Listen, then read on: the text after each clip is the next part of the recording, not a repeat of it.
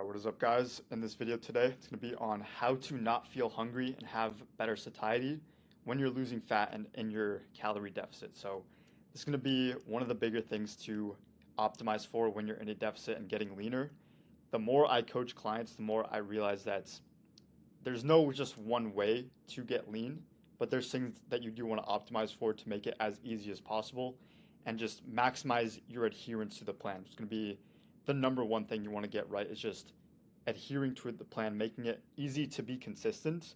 And one of the biggest things is to not feel hungry, have better appetite control and satiety, especially when you're in a calorie deficit. So let's dive in.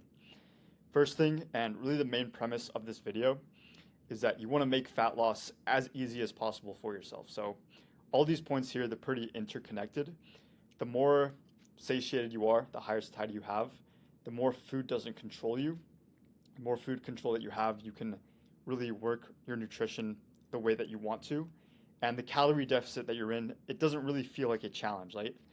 Like by nature, a calorie deficit is going to be a little bit more challenging than a surplus just because you're eating less food, you're going to be more hungry. But if you can maximize the way that you can control that, then you're going to have better adherence to the plan. And like I said, it's going to be the most important thing to get right. Really, after coaching clients for about a year at this point, the main thing I want to get right is getting adherence down so you can be consistent with the inputs you need to put in. And it's going to overall just lead to faster progress. You're going to get leaner quicker, and you're not going to maybe self-sabotage yourself because you're so hungry, can't stick to the plan, and truly just making it as easy as possible for yourself to get to that end result as fast as you can. Also, energy and mood going to be a lot higher as a byproduct from this, like implementing the things that I'll go over. As a byproduct, you'll just have a better experience with energy, with mood. You're not going to be as hungry, and you're just going to get a better result. So let's dive into these points. So first off is food volume and food selection. So some foods are just simply better and worse options when you're in a calorie deficit, when you're cutting. So for example, lean versus fatty meats, I'm always going to go for the leaner meats. Really with fats, I'm only picking a few fat sources for myself and with my clients as well. I like to focus on a lot of micronutrient density. So for fats, for example, going for lean meats, eggs are going to be by far the best one. Avocados are good, and then olive oil and butter. I want to focus, like you don't really need too many fats in your diet. Like you want to have adequate fats, but not too much because it is very calorie dense. So something like peanut butter and nuts, not going to be a good option. They're just too fatty. You could say like too many calories for not enough food volume. You're not going to feel full from this. It's just pretty much a calorie bomb for no micronutrient density. Not going to get like really much from this other than just flavor. Like it does taste good. I'm not going to lie. Like I do enjoy peanut butter, but it's just not a good option when you're in a cut, when you're in a fat loss phase. I would just not go for this. Also with processed foods, they're not very satiating at all. Like whole foods versus processed foods. Whole foods actually have to break down in digestion because your body has to break down all the things like that go into them. But with processed foods, they're man-made. Like they don't have all the enzymes, all the cofactors, everything that your body needs to break things down, and it just kind of goes through your body too quickly, and you just don't feel full. They're pretty much optimized for the food companies to make you more hungry, and you can just eat more food versus God's food versus nature. It's actually going to leave you a lot fuller. You could say like kind of a good way to think about it, and different way to think about it, you could say. And then high volume vegetables and just high volume foods in general. So I really like to add to myself and my clients bell peppers and onions, like this fajita mix. I really enjoy this. You can add this to really any meal, like chicken, beef, any protein meal you can add to this. It's going to help you with satiety, tastes really good, has a lot of micronutrient density as well, so really good option there. But really the main point of this slide is understanding what foods you should pick, what the better options are, and then applying that to your plan. Really focusing on mostly single ingredients food, like I said, and having that micronutrient density to hit like all the things you need with your nutrition, not just macros. You're actually focusing on the proper nutrition is everything that goes into each single food and each single meal. So really important thing to get right. Next up is the satiety index. So this chart right here, you can kind of use this as a reference. It's not going to be 100% exact like with these specific numbers. I wouldn't hyper obsess over the numbers, but do have awareness that some foods are just more satiating than others. So high protein, I think that's kind of a given. Even if you're in a fat loss phase, you want to have high protein.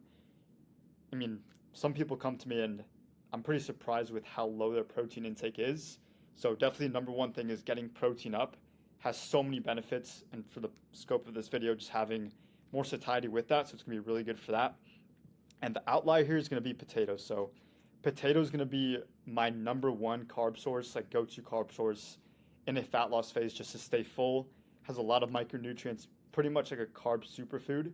So I like to do white potato and sweet potato depending on the meal type. So post-workout, ideally you would want to go for a white potato. You could go sweet potato, like I'm not saying it's gonna be a bad option just because it's a lot lower glycemic index, so it's going to release insulin a little bit slower when you want it to have a high insulin spike in that post-workout meal. So you can use that to your advantage, like understanding what the food does. You can plan that accordingly with your schedule, with your training, and just get the best result from there. But overall, potatoes are going to be really, really satiating, really good for a cutting phase. And I would definitely include that over something like white rice.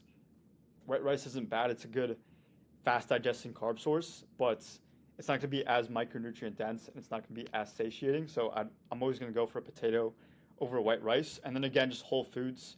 Most of these are just whole foods in general, having better satiety for yourself. So really maximizing for, kind of ties into the back, like just food selection in general, making sure you're picking the higher satiety foods. Then next up we have caffeine and nicotine. So this kind of comes down to personal preference. They both have appetite reducing effects. So drinking coffee or pre-workout or something like Zins. I don't vape. I would never recommend vaping. And I'll rarely do Zins. Like I used to kind of be big into Zins, not really anymore. But it does have that effect of controlling appetite. But I wouldn't try to optimize this first. Like I wouldn't use this as a crutch. Like if you're hungry, I wouldn't just go for like a Zin, you could say. Like that's just not a good habit to have. But something like high caffeine in the morning, like I personally do a lot of caffeine, and I don't do it specifically for the appetite reducing effects. I just do it for training and just like my day in general. But I can tell that it does have that effect. I haven't gone off caffeine in a while, but like it does have that effect. I wouldn't really go for nicotine. Like again, you don't want to have that habit, but just be aware like it does have that thing. So like if you do Zin, not saying like I'm not going to tell you you can't Zin anymore, but just know that it has that effect there. Next up is the gut-brain axis. So it's going to be pretty important to get right, and something that's very overlooked with just health and fitness in general. So the gut microbiome has a lot of signals for satiety. So the GLP-1 hormone and the PYY hormone, a lot of the, what do you call them, like peptides actually act on this. It's like GLP-1s, the GIPs, and then glucagon for Reta. I know that's how I don't take peptides personally, but I've looked into how they work and kind of like the mechanics behind it. They all act on these hormones that are in the guts that we can optimize naturally with just adding different things. So also things like sugar cravings and food noise, these are all gut related. Like I did make a video on the gut specifically like a few weeks ago. So this is really important. Like a lot of my clients come to me and say like all they think about is food. Like they have a lot of food noise, which is basically like you're just thinking about food way more than you should. And after your meal, like you just keep thinking about the food. A lot of that is directly related to your gut health. So the first thing I'll do for them is daily prebiotics and probiotics as well. So my go-tos to add to any specific plan is number one, kefir. I really like kefir. It's going to be high protein, pretty easy to get into your diet, and then also really wide variety of microbiome strains like and then sauerkraut as well. Greek yogurt's not bad. It doesn't have as much variety as kefir, but it's gonna be pretty high protein. Kimchi, I don't do personally kimchi. Like I think it kind of smells weird. I'd definitely go for sauerkraut. Like these are kind of related. Like they're pretty similar. So I'd definitely go for sauerkraut over kimchi. But that is personal preference at the end of the day. And then homemade probiotics. If you watch the gut video that I made before, then I kind of go more into this on the homemade probiotics. The L-Rude yogurt is going to be really good for that as well. So skipped one there. And then intermittent fasting and metabolic flexibility. So nutrition structured for adherence. This is something that I usually include, like not every single day. I'm not too strict with this, but most days I am having some sort of intermittent fasting. There's nothing super special, super magical about this. Like you're not going to lose more fat just from this. If you're in a surplus, you're not going to intermittent fast and just lose fat magically. That's not how it works. But it's a very good nutrition structure for just adhering to your plan more. It's also going to make you more metabolically flexible. I'll get into this in a little bit. But if you want to do like optimize this, it is pretty schedule dependent. So depending on when you're training, this is something that I do for clients. It just depends on when you're training, what your work schedule is, and when you can have meals. Then I would recommend like certain windows throughout the day to actually get your food in.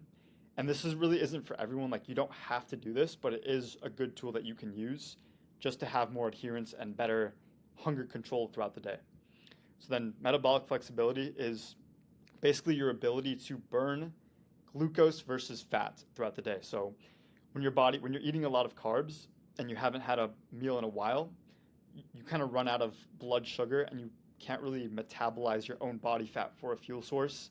And that's when, your hunger really spikes, your energy drops, and you don't have enough glucose because you can't tap into your own body fat, and you just have like these different effects versus if you are metabolically flexible, then you can basically just tap into your own body fat and you don't feel as hungry because you have that energy source coming in.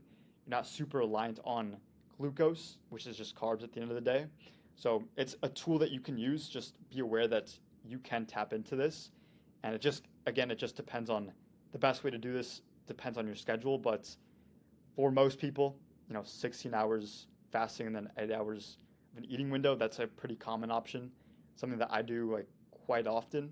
Again, it just depends on the day, but definitely want to include this. Like make sure you understand how this works so you can add this to your schedule as well. And then last thing here, probably one of the most important, is knowing when you're hungry versus when you're just bored and just wanting dopamine from food. So having this awareness is going to be really key. Like sometimes even for myself, like I'll finish a meal and I still I want to eat more, but I know I'm not hungry, but like I just have like that, like the dopamine that your body just chases because food does really spike your dopamine, you could say. But you just want to know the impulse for what it is. Like just know that it is something it's not truly hunger. Like your body's not hungry. It's just like in your brain, like you just want to have more stimulation and just be aware of that, like that outcome. And then also change your expectations with the actual calorie deficit as well. So if you go into it expecting that you're not going to be super full, like you're not going to be always eating all the time, then it's going to have a different effect and you're going to have better adherence to the plan than if you have different expectations. And you can just like, when the impulse arises, you just know it for what it is and you can control it a lot better. And that's really my best tip for that. Like if you can really control this part, like everyone has this, I think everyone has gone through that where you're trying to cut down, like you're in a fat loss phase, like you have a plan to follow, but sometimes you just have those impulses in there. If you can just have that awareness of what it is, then it's a lot easier to manage. So that's really all for this video. I think it's pretty important to understand. Really the main thing is adherence to the plan, understanding that hunger is not always the main thing. But yeah, if you guys want to schedule a call to work with me one-on-one, leave the link in the description, and I will see you guys in the next one.